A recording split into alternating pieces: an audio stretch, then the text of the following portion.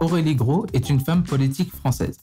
Elle est également la fondatrice de La France Vraiment, un mouvement de concertation citoyenne qui a pour but de faire remonter les expériences, témoignages et idées des citoyens afin de créer un dialogue constructif entre les citoyens et les décideurs politiques. Elle est aussi maire du Coudray-Monceau. Elle est la fondatrice du G500, le sommet citoyen, le sommet annuel de la société civile. Cet événement rassemble des acteurs associatifs et des citoyens dans le but de construire et structurer une initiative citoyenne innovante, fédératrice et source de progrès démocratique. La première édition a eu lieu à Marseille en 2022 avec la participation de 8 organisations fondatrices. 17 nouveaux collectifs co-organisateurs ont rejoint la deuxième édition en 2023. Aurélie a écrit un livre intitulé « Pour un ministère des citoyens » où elle défend l'idée d'un ministère des citoyens pour promouvoir une démocratie participative à l'échelle locale. Aurélie pense que c'est seulement en coopérant ensemble que nous pouvons construire un avenir meilleur pour tous. À notre époque, c'est la combinaison de la force créatrice féminine et de l'amour pour son prochain, un souhait d'une vie prospère en société pour nous tous, qui peut amener le développement de notre société à un nouveau niveau, où la vie de l'être humain est la plus haute valeur. Le pourquoi du G500. Alors, qu'est-ce qui vous inspire? D'où vient l'idée? Et pourquoi des citoyens? Pourquoi des associations? Et à votre avis, comment est-ce qu'on pourrait élargir cet écosystème? Et quelle est la suite? Quelle est la suite? Alors, la suite, elle va être très très grande, la suite.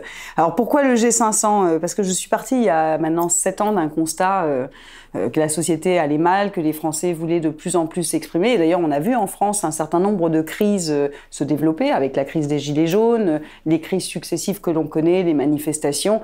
Et depuis un certain temps, avec l'avènement des réseaux sociaux, avec l'avènement des chaînes de télévision en continu, on voit que l'information va beaucoup plus vite, que le Français s'intéresse à beaucoup plus de choses pour le coup et a envie forcément de plus s'investir, notamment sur les grandes lois qui vont rythmer leur vie du quotidien. On parle de la réforme des retraites, on pourrait parler demain du fléchage de l'impôt ou du permis de conduire à 17 ans ou à 16 ans ou du droit de vote à 16 ans. À un moment donné, si on n'implique pas les citoyens, on a du mal à développer des projets de loi qui conviennent au plus grand nombre. Donc, à l'époque, on a décidé de faire le tour de France des initiatives sur des grands sujets, donc la santé, la francophonie, puisqu'on parle beaucoup de l'immigration, par exemple. La francophonie est une manière aussi de parler de l'immigration différemment, et on était au plus proche des citoyens pour leur demander quelles sont leurs solutions de terrain. Et on a réussi à élaborer plusieurs rapports. Alors un rapport qui s'appelle les hussards de la santé, un rapport sur le handicap et l'inclusion des enfants handicapés dans le milieu scolaire, qui est un vrai sujet en France. On a fait la culture aussi, avec notamment le mécénat populaire et citoyen. Et après, on s'est dit, on va aller interpeller les décideurs pour leur montrer qu'il y a des solutions citoyennes, non pas des cahiers de doléances, mais des solutions citoyennes qui peuvent être prises en compte dans l'élaboration de leurs lois. Parce qu'aujourd'hui, en France, le problème, c'est que lorsqu'ils élaborent une loi, ils élaborent la loi et après, éventuellement, ils l'envoient en concertation. Mais en fin de compte, les solutions sont déjà trouvées par les décideurs. Et nous, on reste persuadés que la concertation doit avoir lieu en amont pour pouvoir avoir des solutions au plus proche du terrain.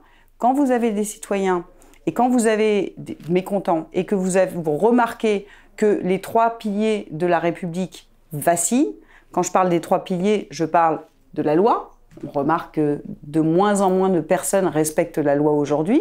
Je parle du consentement à l'impôt, qui ne va plus de soi. C'est-à-dire que les Français n'ont plus spécialement envie de payer l'impôt, ou du moins ils ne comprennent pas pourquoi ils le payent.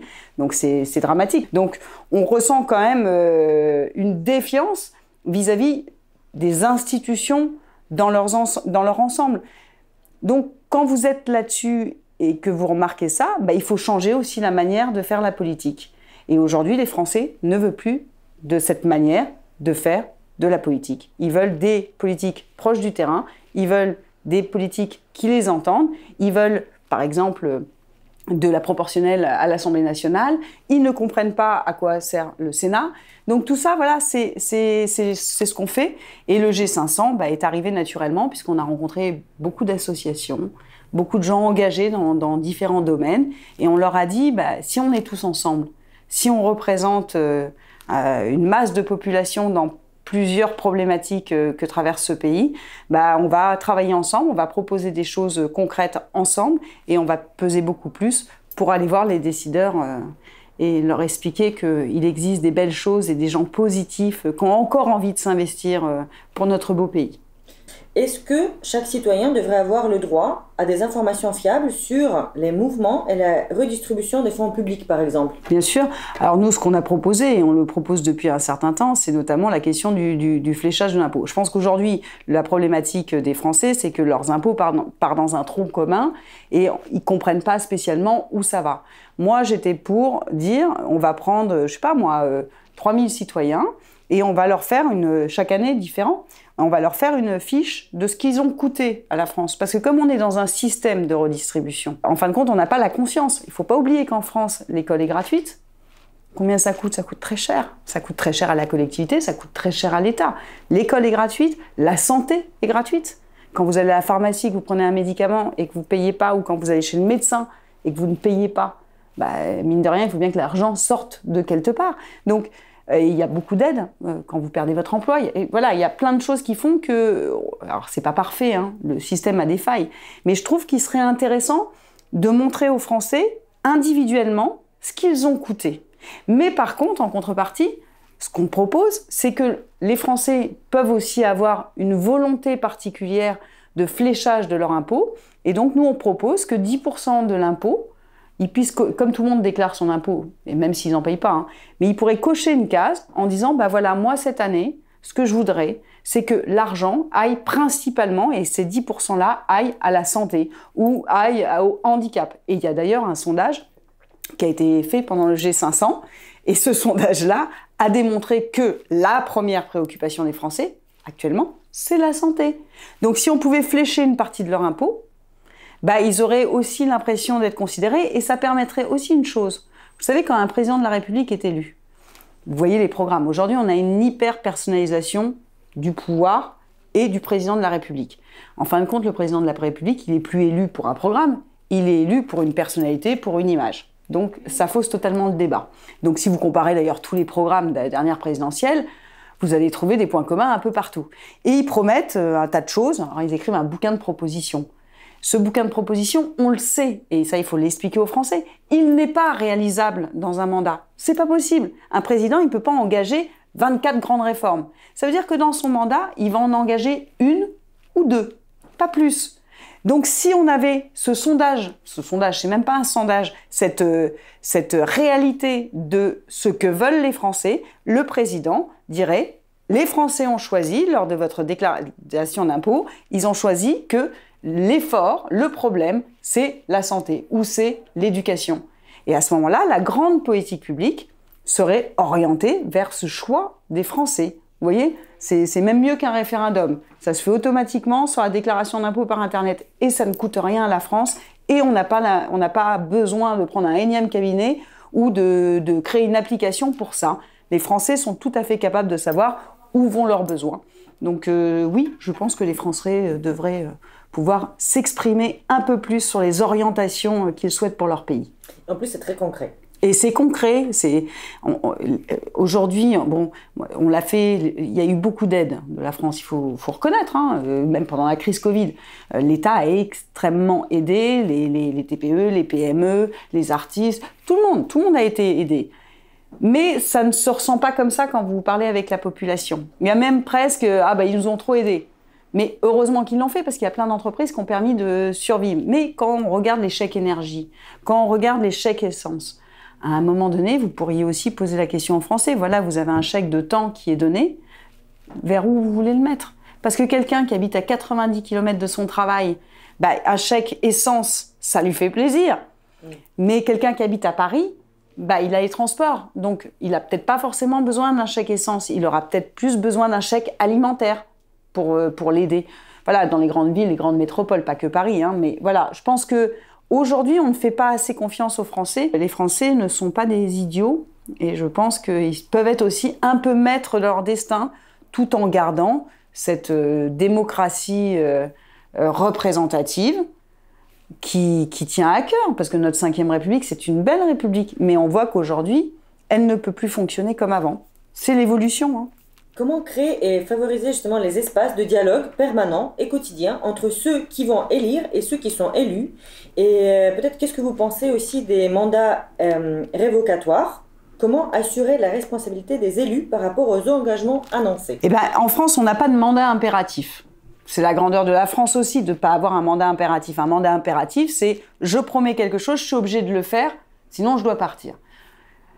S'il y a ça, ça veut dire que, par exemple, en temps de guerre, bah, vous voyez, il faut garder son libre arbitre aussi. Donc, si vous avez promis quelque chose que vous ne pouvez pas faire ou qui serait dangereux pour le pays de faire, il faut quand même que chacun garde sa conscience d'action.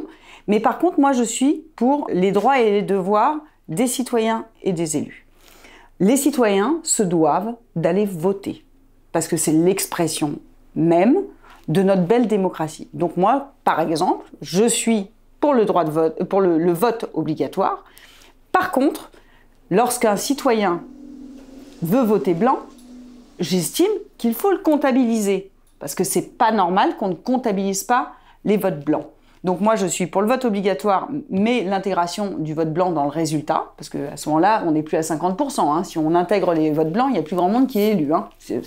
Alors, je ne parle pas sur les collectivités territoriales, parce que c'est l'élection qui fonctionne encore plutôt bien. Mais en tout cas, sur les grandes élections de nos décideurs, les élections nationales, ne pas comptabiliser le vote blanc, c'est se moquer de la vie des Français. Par contre, de l'autre côté, les élus, ils ont des devoirs aussi. Donc moi, je suis pas... Aujourd'hui, on a des bilans de mi-mandat, etc., qui restent en fin de compte des bilans de communication. Chacun fait sa communication, prend sa plus belle photo. C'est ça, aujourd'hui. Donc on vend du rêve aux Français. Et on leur raconte un peu la messe, parce que c'est un moyen aussi électoral de se faire réélire. Donc je crois qu'aujourd'hui, il faudrait un organisme indépendant qui soit capable de noter toutes les lois, tous les grands projets et tous les votes des députés qui se trouvent en face. Et il existe d'ailleurs des jeunes de Lille qui sont à Sciences Po Lille, ont créé une application où tous les jours, ils intéressent les gens et leur demandent leur vote. Et le lendemain, ils mettent le résultat du vote dans la circonscription et le résultat du député. Je pense qu'il manque de transparence dans tout ça et qu'aujourd'hui, si on souhaite redonner confiance, bah, il faut donner de l'information et questionner, et que les élus aussi soient obligés de rendre des comptes. Parce qu'en fin de compte, on est élu, on fait bien, on essaye tous de bien faire notre travail. Mais s'il y a une défiance comme ça, c'est parce qu'il reste quand même un épais brouillard sur la réalité de ce qui se passe. Par exemple, on a beaucoup entendu les Français dire « Oui, de toute façon, à l'Assemblée nationale, regardez, la loi était super importante, il n'y avait personne dans l'hémicycle. » Parce que c'est filmé, et les gens ne comprennent pas. Mais en fait, bah, il faut leur expliquer. Il y a des effets de groupe. Et quand vous êtes en groupe, vous votez en groupe. Il n'y a pas de vote individuel, par exemple. Mais si on leur dit pas, si on leur explique pas le fonctionnement des commissions, que la plupart des votes se font en commission, qu'ensuite ils sont reportés dans l'Assemblée et qu'on n'a pas besoin d'avoir l'ensemble des députés présents, ils peuvent pas le savoir et l'image est ternie pour ces élus. Certains travaillent énormément en commission. Donc voilà, je pense qu'il faut remettre les choses, il faut redonner confiance, dire la vérité, mais aussi s'imposer, quand on est élu, des obligations. Là, si on parle de la démocratie participative, comment impliquer et réformer avec les citoyens, co-construire. Peut-être que la transformation numérique, l'utilisation de l'intelligence artificielle, les technologies de pointe pourraient nous aider dans cette démarche-là. Comment vous le voyez? Bien sûr, quand on regarde les réseaux sociaux, on critique. Moi, je suis la première à dire « Ah là là, c'est horrible, etc. » Mais en fait, c'est un formidable outil. C'est la manière de s'en servir qu'il faut retravailler. Et sur les concertations, sur la co-construction, il y a plusieurs systèmes. On parle souvent du RIC, on parle souvent des référendums. C'est un des systèmes qui doit être mis en place. Il faut refaire des référendums à la Suisse, où on pose plusieurs questions. Pourquoi pas une question nationale, une question locale, une question régionale, où on demande aux citoyens de s'investir et de se positionner. Mais à côté de ça, il ne faut pas oublier aussi qu'on a 36 000 communes et que ces 36 000 communes ont des élus locaux qui connaissent parfaitement bien leurs citoyens. Et on peut très bien s'appuyer quand on me dit, certains décideurs me disent, on ne peut pas concerter tout le monde. Ah bon? Ben moi je pense que si. Moi je pense qu'on peut concerter tout le monde à l'échelle d'une ville. Si chaque élu a une obligation de concerter. On le fait bien dans une ville, donc à l'échelle d'un pays, ça devrait être possible. Donc, faire des réunions beaucoup plus importantes, venir en amont des lois, surtout, et annoncer la couleur aux citoyens pour qu'ils puissent s'investir et prendre position. Et après, avec effectivement les applications, moi je l'ai vu dans certaines concertations, par exemple la culture, on a été sur le terrain, on a fait des réunions avec des professionnels, avec des associations, parce qu'il ne faut pas oublier le tissu associatif qui en France est formidable, s'investit énormément. Donc ceux-là, on peut les repérer, ils sont tous déclarés en préfecture, ça ne devrait pas être compliqué de les trouver. Mais après, sur certaines concertations, on sait que le numérique a un enjeu important. Pourquoi ? Si vous concertez des jeunes, évidemment que la réunion publique, vous les aurez jamais. Par contre, si vous leur créez une application, si vous leur demandez de voter électroniquement, je veux dire, on a le jugement majoritaire, celui qu'on a utilisé au G500, justement pour départager, pour classifier toutes les propositions citoyennes. Et après, vous avez le vote électronique. Et ça, ça se fait avec un portable. Hein. Donc, je pense qu'il faut se servir de ces outils-là et justement réapprendre à s'en servir pour le bien commun. Aujourd'hui, on s'en sert plus pour les fake news, pour les informations, pour créer de la distance entre les citoyens et les séparer. On voit bien qu'il y a deux groupes aujourd'hui. C'est un peu l'employé face à son patron, le riche contre le pauvre, le français contre l'immigré. On sent bien ces séparations-là. Et aujourd'hui, il faut qu'ils servent plutôt à réunir. Donc, on peut se servir des outils actuels, les contrôler, surtout aller vers nos enfants, parce que l'avenir, c'est nos enfants. Hein. Nous, on est déjà dépassés, on est déjà vieux. Mais en tout cas, leur construire des outils qui leur permettront d'être dans une société beaucoup plus apaisée et qui, en plus, leur donnera des manières de s'exprimer correctement avec l'éducation numérique à l'école, tout ce qui n'est pas encore bien installé dans nos écoles de France. Et justement, en parlant des plateformes électorales électroniques, peut-être quels sont les risques potentiels et les conséquences positives ou négatives que vous voyez et comment les organiser de la meilleure manière pour que les citoyens justement puissent voter d'une manière efficace et sécurisée? Alors, il existe des moyens efficaces. Par exemple, si on regarde Electis, ce qu'on a utilisé pour le vote final des résolutions, c'est très sécurisé. Il n'y a pas de contrôle du vote, c'est-à-dire qu'on ne peut pas savoir ce que la personne a voté. Il n'y a pas de recueil des adresses mail. Il y a une double identification. On sait aujourd'hui, avec l'informatique, quand même, on arrive à sécuriser. Mais moi, je pense qu'il faut l'utiliser justement dans ces concertations générales. Et je pense que les Français restent quand même très attachés à aller se rendre au bureau de vote parce que ça reste de l'humain. Donc il ne faut pas tout remplacer par la technologie, il faut s'en servir à bon escient sur des nouvelles méthodes. Mais à côté de ça, il faut aussi garder l'humain parce que c'est aussi une manière de vivre à la française. Donc on ne va pas casser toutes les traditions françaises. Donc l'humain, il ne faut pas le laisser tomber. Par contre, effectivement, je sais que les Français ont peur des nouvelles technologies parce qu'on voit qu'on se fait hacker de partout, même les banques, etc. Après, il faut des systèmes à double, triple identification. Après, moi, je ne suis pas informaticienne, mais on sait que c'est possible et que ça restera possible. Par contre, ce qui est dangereux, par exemple, sur l'intelligence artificielle, il va falloir aussi contrôler l'intelligence artificielle. Parce qu'aujourd'hui, si cette intelligence artificielle se sert de tout ce qu'elle trouve sur Internet, le malasque, et ensuite prend ce que les gens lui disent, parce que moi, j'ai testé, et recréer une histoire qui est totalement fausse, on peut comprendre qu'aujourd'hui, on soit un peu sur la réserve sur tous ces outils-là. Mais ça va avancer. On a quand même des formidables informaticiens partout dans le monde qui cherchent quand même des solutions qui puissent améliorer le quotidien. Et par exemple, sur le vote électronique, même pour des élections, quand on voit le nombre de procurations aujourd'hui, on comprend que les personnes qui sont empêchées ne fassent pas de procuration. Parce que déjà, aller faire une procuration, c'est compliqué. Voilà, ça, c'est des choses qu'on pourrait faire électroniquement. Et par ailleurs, sur certaines personnes, par exemple en situation de handicap ou hospitalisées, on pourrait mettre en place un vote électronique. Le risque ne serait pas énorme non plus. Voilà, donc je pense que voilà, il faut adapter et on peut pas transformer un système, mais par contre, on peut l'améliorer et l'agrémenter de systèmes parallèles qui vont venir renforcer le système de base. Peut-être créer des solutions mixtes, parce que moi j'ai participé à G500, justement, j'ai beaucoup aimé ce mode de fonctionnement online, offline, en quelque sorte, parce qu'on avait des experts, des spécialistes qui expliquaient, et en même temps on pouvait voter en ligne, et puis Classé, voilà, le jugement majoritaire est quelque chose de très intéressant. Par exemple, si vous concertez des citoyens sur une réforme et qu'il y a 40, 50 propositions, le fait de le classer, on sait très bien qu'il y en aura toujours 5, 6 qui ressortiront. Donc c'est une méthode aussi pour trouver un consensus, mais un consensus réel, pas un consensus mou. C'est-à-dire qu'il faut vraiment qu'aujourd'hui on développe ces outils-là pour arriver à en ressortir des choses concrètes qui feront l'unanimité. Et je pense qu'à un moment donné, dans notre système, il va falloir aussi, parce qu'il y a la responsabilité des politiques, oui, très bien, mais il y a la responsabilité aussi des partis politiques. Et en France, on est dans un système partidaire, toutes les élections se font grâce aux partis politiques. Pour moi, cette crise intense des institutions est aussi de la responsabilité des partis politiques qui n'ont pas fait leur travail. Donc voilà, je pense que ça, c'est un des sujets où, à un moment donné, quand on parle par exemple d'écologie, les Français ne peuvent pas comprendre que c'est un enjeu politicien. C'est un enjeu qui nous concerne tous. Donc à un moment, il y a peut-être quelques grandes politiques publiques qui devraient ne pas faire partie des programmes, qui devraient faire l'unanimité.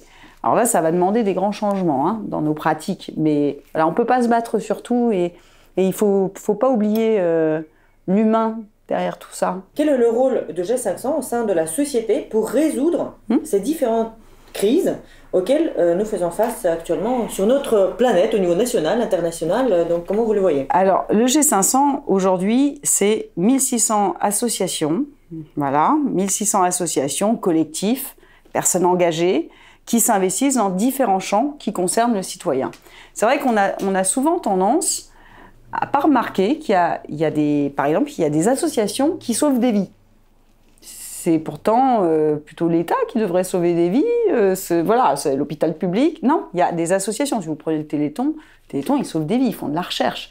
Vous avez des associations qui sauvent des familles parce qu'ils vont aller au plus proche dans les quartiers ou dans les familles isolées dans les campagnes et qui vont les aider, ils vont développer des projets pour leur permettre de vivre dignement. Et ces associations, aujourd'hui, elles galèrent, il faut être clair, que vous soyez une association de foot, une association de tricot ou les Restos du Cœur, le dossier administratif à remplir est le même. C'est quand même assez hallucinant. Donc nous, on a fédéré toutes ces associations. On a des associations de jeunes qui luttent contre la précarité alimentaire. On a des associations qui viennent en aide aux personnes isolées dans les EHPAD, dans les maisons de retraite. On a une association qui vient aider les enfants malades. On a évidemment des collectifs de santé. On a des associations dans le domaine du handicap, de la démocratie, évidemment. On a 8 fondateurs qui couvrent un peu tous ces champs-là.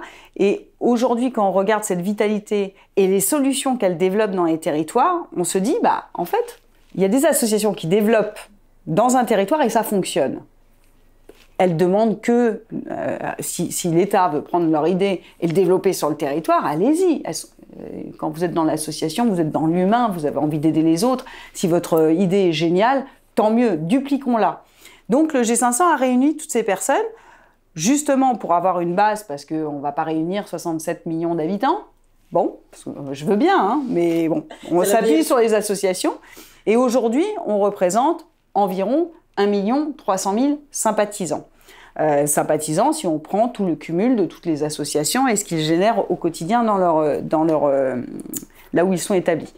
Et le principe, c'est de co-construire ensemble des solutions, mais après, de ne pas s'arrêter, des résolutions, ce qu'on a voté la dernière fois, et d'aller les porter aux décideurs publics.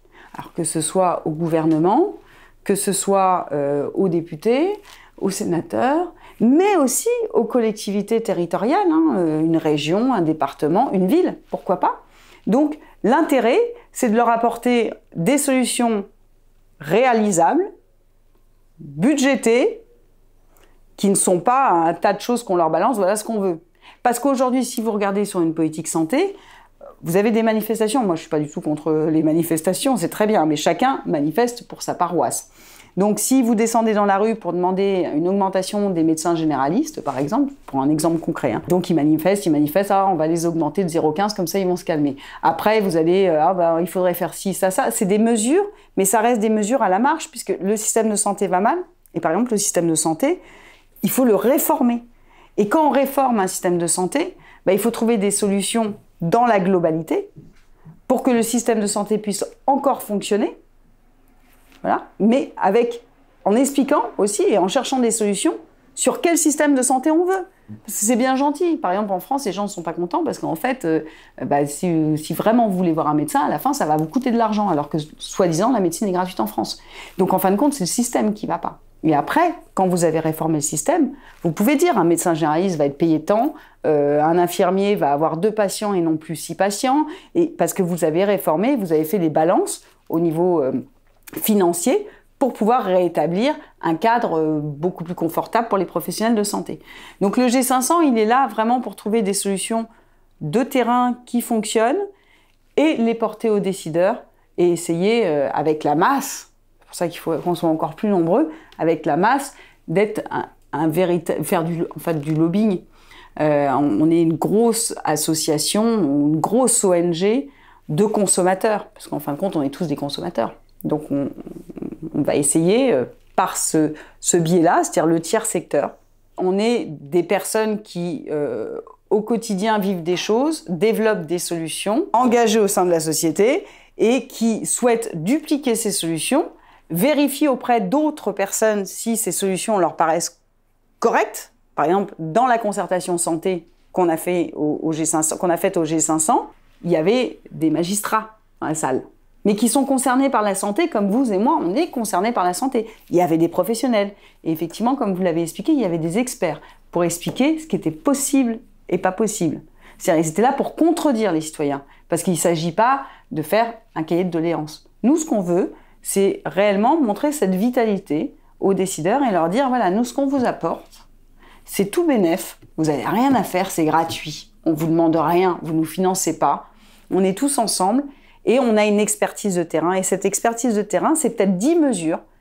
Ça ne va pas être une politique publique, on ne va pas remplacer l'État. Ou sinon, on monte un gouvernement G500. Mais bon, je pense que ça ne va pas le faire. Mais on va vous donner 10 grands points, 10 grandes mesures, 5 grandes mesures qui peuvent réellement changer le quotidien des Français et sur lesquelles les Français sont très attachés.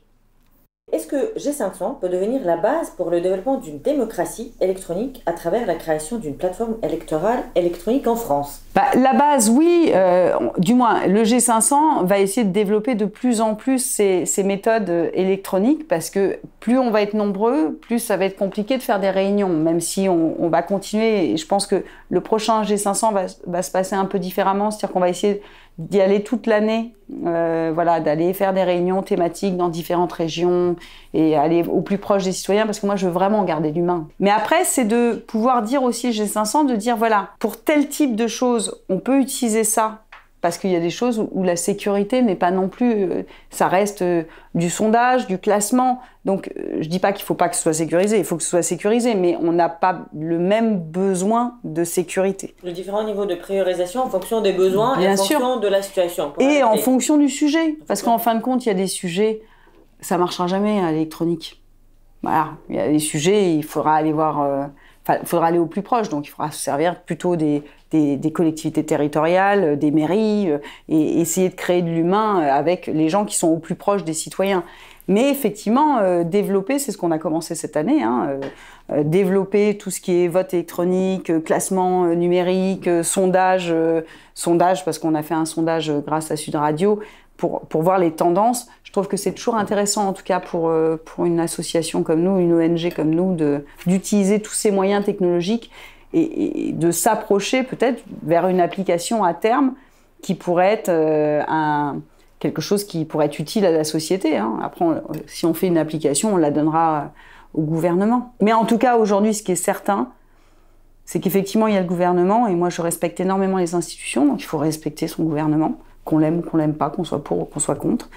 Le gouvernement, il est là pour servir l'intégralité des Français, pas que ceux qui ont voté pour eux, c'est pour tout le monde. Donc ça reste le président de la République de tous les Français, un gouvernement de tous les Français, avec une tendance politique, s'il en existe encore.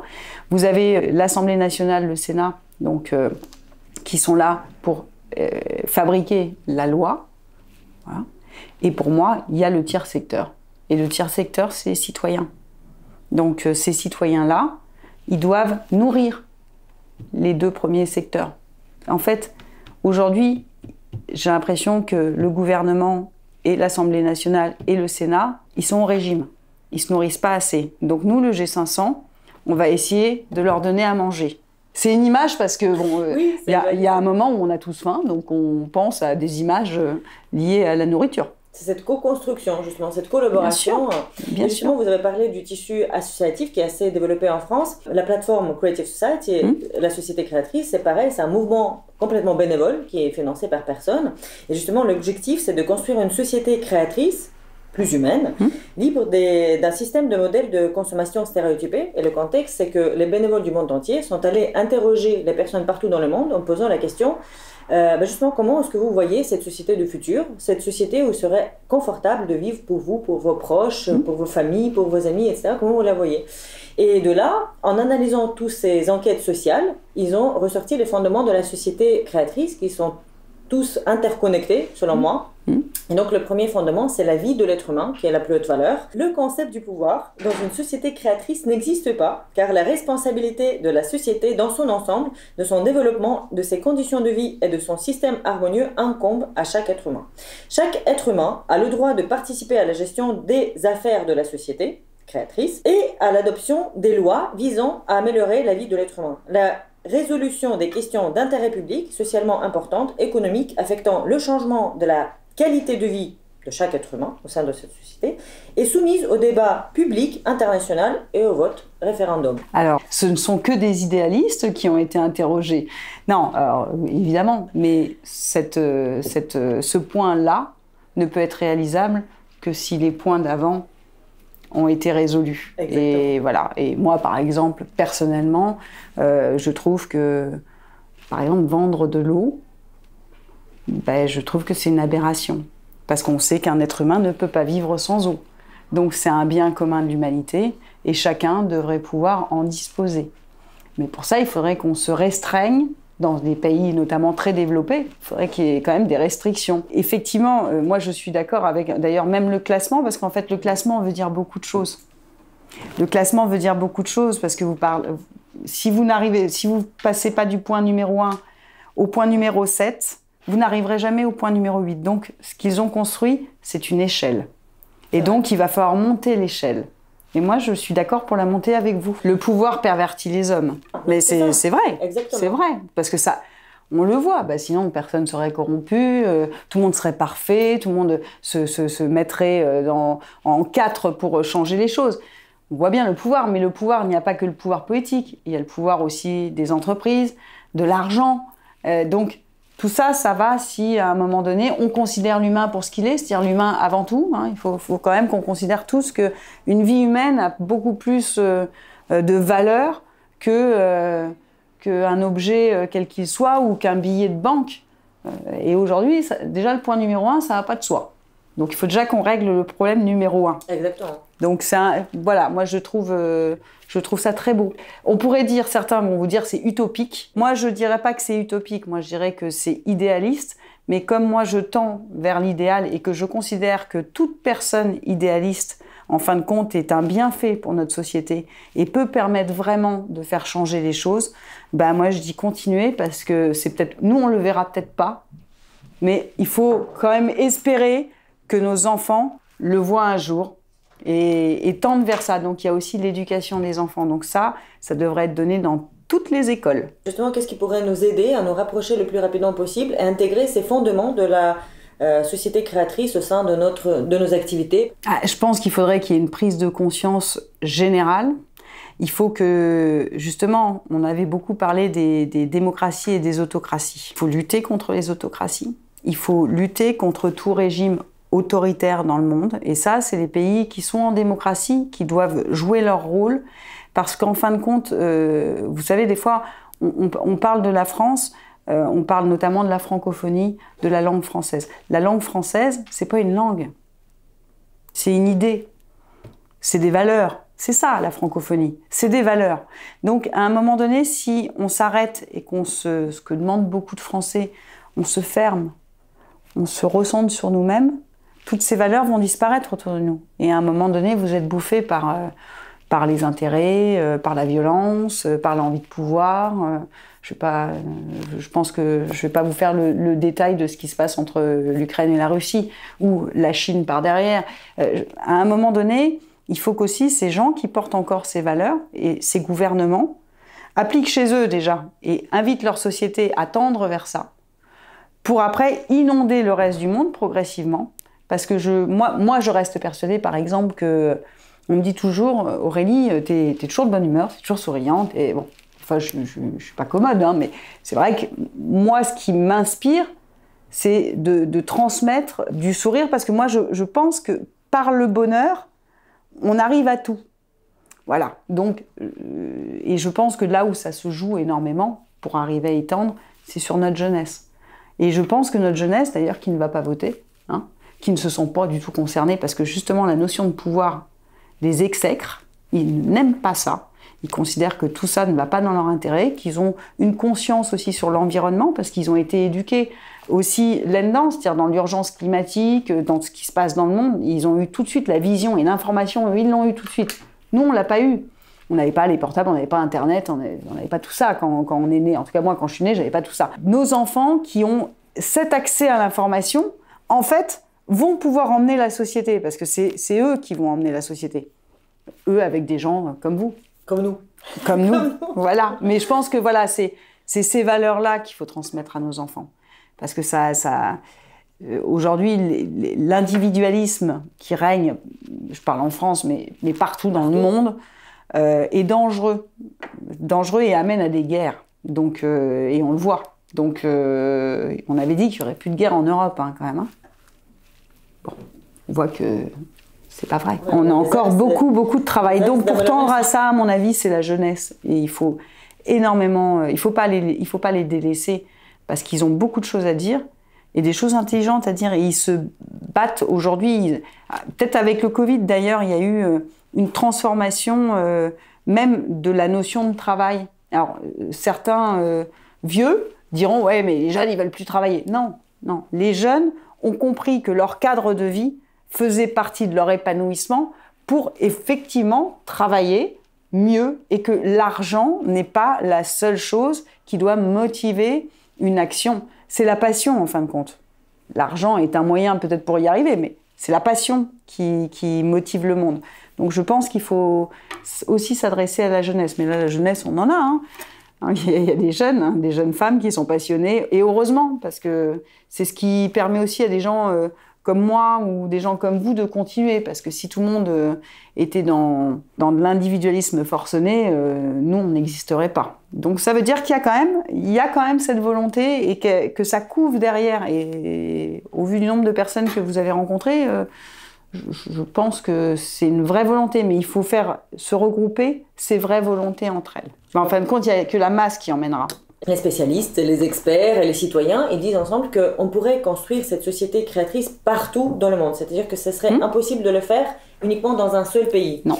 Et la manière d'avancer, c'est d'intégrer ces fondements au sein des constitutions de tous les pays. Déjà, ne serait-ce qu'avec le premier fondement, ça veut dire que la vie de l'être humain a la plus haute valeur, on n'aurait plus de guerre dans le monde. Ça veut dire que non, pas seulement en théorie, mais en pratique. En mettant en pratique, et si on est tous d'accord, Alors, pour intégrer dans toutes les constitutions du monde, il faut vraiment lutter. La priorité numéro 1, c'est de lutter contre les autocraties et les régimes autoritaires. Exactement. Et une fois qu'on sera arrivé à ça, et qu'il y aura plusieurs exemples, parce que les autocraties, elles tombent si vous avez des exemples à côté qui démontrent qu'une société est plus épanouie, par exemple dans une démocratie ou tout autre système. Mais je pense qu'il faut faire un effet boule de neige.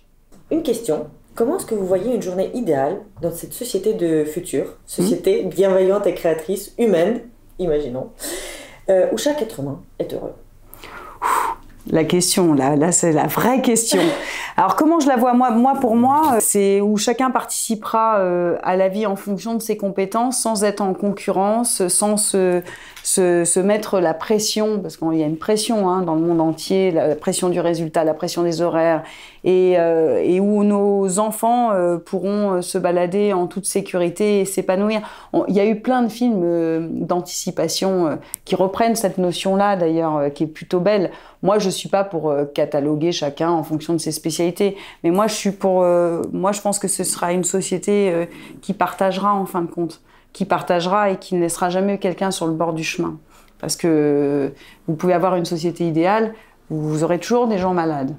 Vous aurez toujours des gens qui auront une déficience ou qui auront un problème psychologique. Ben, voilà, c'est pour moi la belle société, c'est celle qui considérera effectivement que l'humain est en priorité numéro 1 et que chaque vie est importante, et surtout qui sera en capacité d'être dans le partage total. Message à tous les spectateurs qui nous regardent, qui vont nous regarder. Mais je pense aujourd'hui qu'il faut être tous solidaires, il faut tous se mettre ensemble, il faut être très nombreux pour essayer de changer notre monde, de changer nos sociétés et montrer qu'en fin de compte, le bonheur est possible si on s'y met à plusieurs et qu'on peut changer les choses, on peut obliger nos décideurs à aller vers des sociétés beaucoup plus apaisées. Et voilà, donc je dis vive la révolution des idéalistes.